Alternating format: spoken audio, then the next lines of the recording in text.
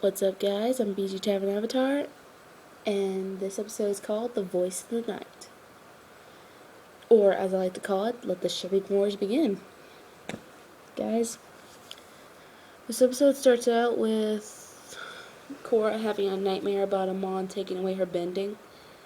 And I have to say, one line caught my attention. He said,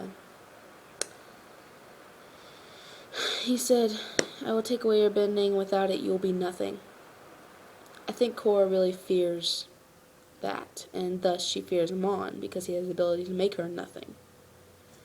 Then we go to the councilman, and Tarlok is trying to assemble a task force, and he is the representative for the council. He's a representative for the Northern Water Tribe. And right off the bat, we see Tenzin don't like him. Nope, not having it. But he manages to convince the other people on the council, and I'm guessing they're all benders because the way he stated, like something throughout his speech, all the people looked at each other like, "Holy crap, this could happen to us." And so I'm guessing they're all benders on the council. And they give him permission to start the task force, and then we go to Korra practicing her airbending technique because she still hasn't been able to airbend. So, and Amon comes on the radio, and he's talking about, so, the council has decided to make me enemy number one. Well, they should know that our numbers are growing bigger and that, all benders should fear the equalists and all this dark stuff. And again, we see Korra's fear of Amon while she's listening to the radio. And, then we cut to Mako trying to cross the street and this chick running him over with her moped. Beast Boy, I miss your mopeds. Anyway, and at first he's kind of like, "What? How did you not see me?" And then he sees how pretty she is, and he's like, "Oh, yeah." Anyway, instant infatuation. She decides to make it up to him by inviting him to dinner.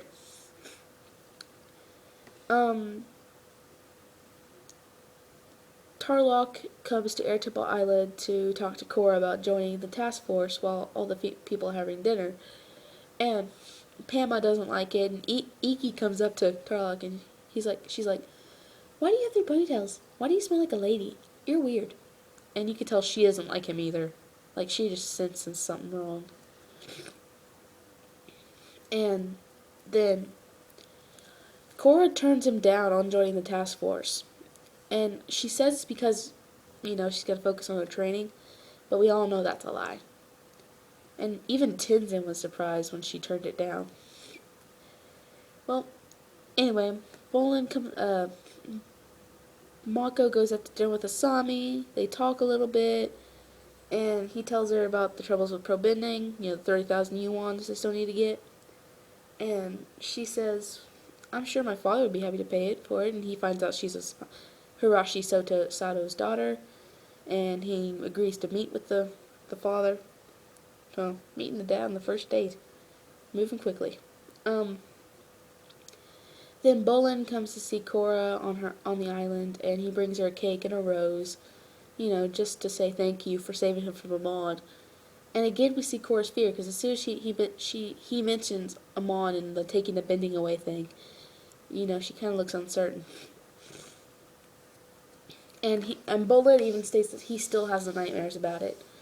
Korra just goes, like, And we find out that she's also missed that week's practice for the pro bending thing, so something's up. Anyway.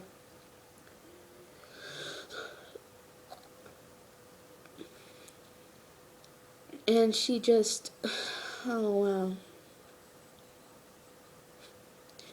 And Tarlok has sent her a big basket of goodies, and Korra still says that she hasn't reconsidered his offer. And Bolin's like, "Who is this Tarlok guy? Do I need to have a word with him? Is he bothering you?" And she goes, she laughs, and she's like, "Bolin, it's not like that. He's just an old guy on the council with Tenzin." And he's like, "Oh, yeah, I like that better." His crush on Korra. It's adorable. I love it. It's adding some interesting viewpoints. Anyway,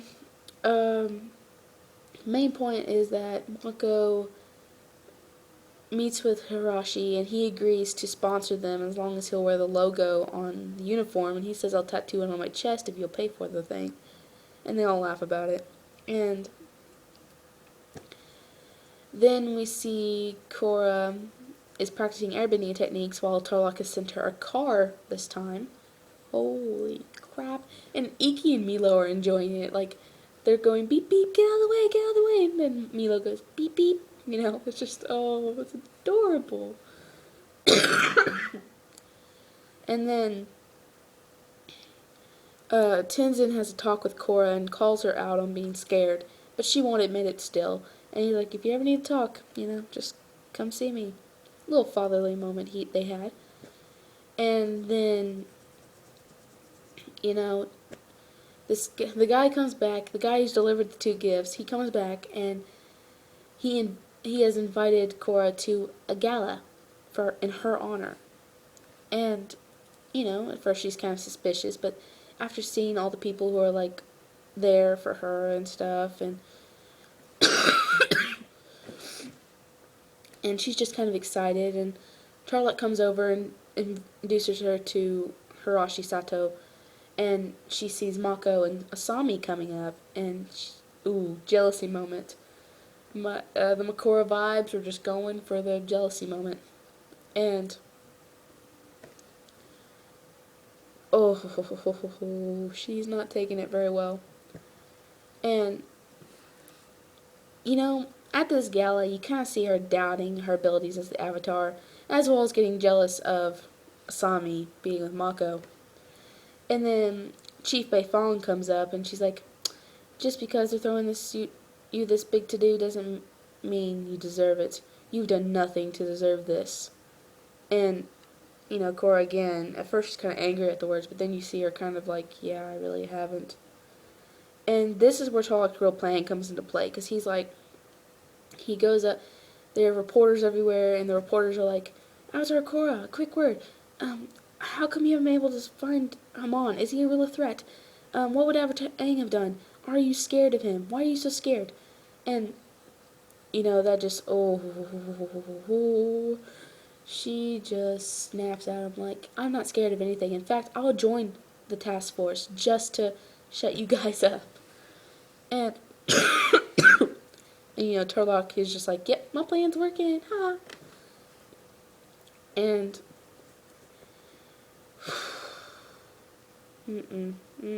not good at all.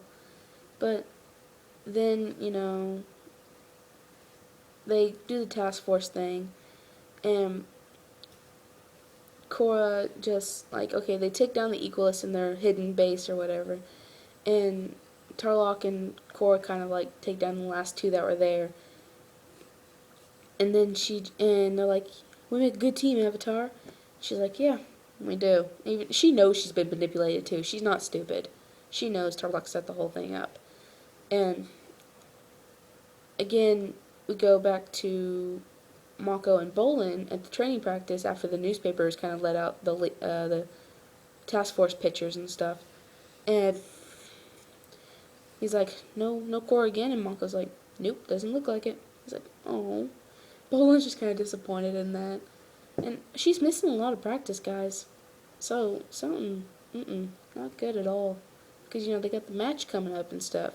The tournament. And, Mako is probably ticked off at her, and Bolin's just kind of sad. But, and then, more reporters, and they're all asking, how come you haven't been able to find Amon? And Korra goes, you know why I haven't been able to find Amon? Because he's a coward. And you know what? I challenge him to a duel on Aang Memorial Statue Island, and it's just the two of us. No task force or equalists, just the two of us. We'll settle this. And then we cut to Asami and Mako in a carriage ride deal, and, he kind of reveals why he likes the scarf so much. It's because it belonged to his father, because when they went out to dinner, Mako wouldn't take the scarf off when the guy tried to take it away from him, and don't touch the scarf, guys. Even though all us Korra fans will gladly point out, not that I will, but that Mako let Korra wear his scarf. Anyway, I just thought I'd point that out. No jealousy at all. Um, and he points out that it was his father's and the last thing he has to remember him by. And Asami reveals that she lost her mother at a very young age. And the two bond even more. Sickening, really, but I will accept it. I will not spread hate. I will accept the fact that they are going out. Okay, so anyway, I gotta get on with this review. Anyway, Korra's getting ready to go. Tenzin stops by and says, "This is madness. What the heck are you doing?" Korra's like, "Well, I gotta do this alone. Don't try to stop me. Don't follow me." And he turns to Locke and he's like, "This is all your fault." And he's like, "Hey, I tried to stop her too." But, then, Korra goes off the island. She waits for a little bit, but Amon's a no-show apparently, and then she tries to walk around the island. And you could see how jumpy she was waiting for him, because, every little sound made her jump.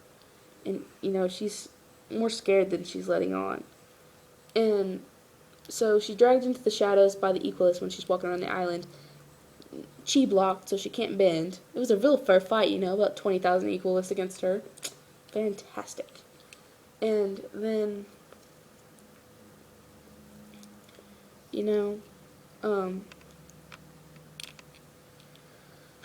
guys, I'm sorry, I'm tired. I don't like getting up this early on a Saturday morning. And, Amon comes out of the shadows like a boss, and he he moves to, take away her bending, but, then doesn't and grabs her chin instead and is like, "I won't take away your bending. This duel is too premature, and if I take away your bending now, you just become a martyr, and all the four nations would rise up against me and stuff like that, and I don't need that." And I'm sorry, guys. I'm sorry. This crappy video was made by BG Titan Avatar, just so you know. And I don't know. He just says that he will not take her bending away now, and that their duel will come and he will destroy her. And then he knocks her out. Flashback of Sokka, Toph, and Aang doing some kick butt stuff. Well, Toph's just looking there being cool, and so is Sokka, and then Aang does his little airbending surfboard deal, and, it's all cool. And she wakes up, Tenzin comforts her, and is like, "Hey, did you take away your bending? Are you okay?" And she shows that she can still bend and stuff, but then she starts crying her eyes out, and she's like, "I'm sorry, I'm scared." And she just admits it all on the table, that she was scared, and that she doesn't know what to do. And, Tenzin says, "Well, the first step to recovery is usually to admit it. It's okay to be scared." And then it just ends. I was like, no, not another cliffhanger, no! But, oh my god, this episode was just so awesome! Even with all the Masami crap, I still loved it. I'm not so much into shipping that I can't enjoy this episode. It was so amazing. I mean, come on. Amon was just creepy. And he scares me, and I'm not even in that universe. Well, guys, I can't wait till next week's episode 5. Not sure what the name is yet, because I haven't looked it up, but it's going to be epic stuff. And we get introduced to Tano.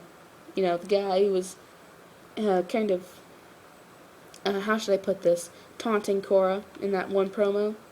Yeah, it's going to be fantastic. Pretty Boy shows up. That's who you guys will know him by. And, BG Titan Avatar out. Peace.